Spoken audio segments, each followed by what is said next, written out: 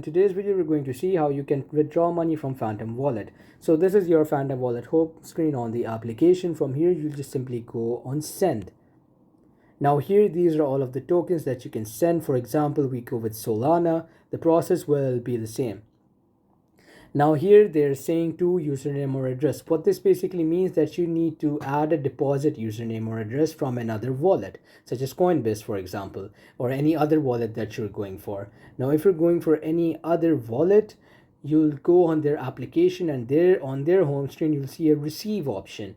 That receive option basically has their deposit address. That deposit address you'll need to copy and you'll have to paste it right over here. Now when you paste that deposit address, you will just click on next over here, and then you'll just simply select how much amount you want to send. And after you select that amount, that money would successfully be sent to your other wallet and it will be withdrawn from Phantom. Thanks for watching and subscribe for